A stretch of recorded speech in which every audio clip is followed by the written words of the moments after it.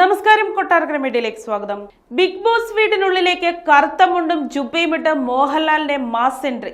അതിന് പിന്നാലെ ഓരോരുത്തരായി 19 മത്സരാർത്ഥികൾ. പ്രേക്ഷകരുടെ നെഞ്ചെടുപ്പ് കൂട്ടി ബിഗ് ബോസ് സീസൺ 7 ആരംഭിച്ചു. പുതിയ ടാസ്കുകളും അടിമുടി പുതുമകളുമായാണ് ഇത്തവണ ബിഗ് ബോസ് എത്തിയിരിക്കുന്നത്. മലയാളം ബിഗ് ബോസിനായി തന്നെ ചെന്നൈയിൽ ഒരു വീട് നിർമ്മിച്ചിരുന്നു. സ്ലാൻഡിംഗ് ജയിലും പണിപ്പുരയും ഒക്കെയായി വരും ദിവസങ്ങളിൽ ആകാംക്ഷ നിറഞ്ഞതായിരിക്കുമെന്നാണ് ബിഗ് ബോസ് വീട് നൽകുന്ന സൂചനകൾ.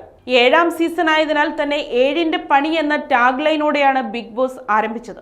മത്സരാർത്ഥികളായി ബിഗ് ബോസിലെത്തിയവരെ പരിചയപ്പെടാം. ആദ്യ മത്സരാർത്ഥിയായി അനീഷ് തറയിലാണ് ബിഗ് ബോസ് വീട്ടിലേക്ക് എത്തിയത്. കോമണർ മത്സരാർത്ഥിയാണ് അനീഷ്. മോഹൻലാൽ അനീഷിനെ ആദ്യ മത്സരാർത്ഥിയായി ഷോയിലേക്ക് സ്വാഗതം ചെയ്തു. തൃശൂർ സ്വദേശിയാണ് അനീഷ്. ഗവൺമെന്റ് ജോലിയിൽ നിന്നും 5 വർഷത്തെ ലീവ് എടുത്ത് ബിഗ് ബോസിൽ സെലക്ഷന് വേണ്ടി പരിശ്രമിക്കുകയായിരുന്നു താനെന്ന് അനീഷ് പറഞ്ഞു.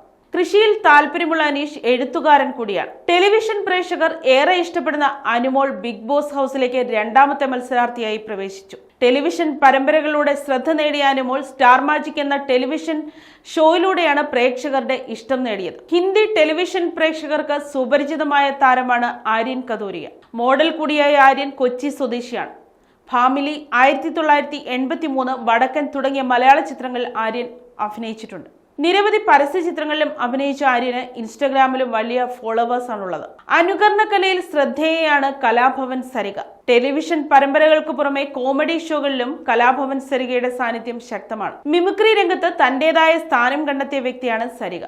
സരിഗമപ്പ റിയാലിറ്റി ഷോയിലൂടെ ശ്രദ്ധേയനായ ഗായകൻ അക്ബർ ഖാൻ.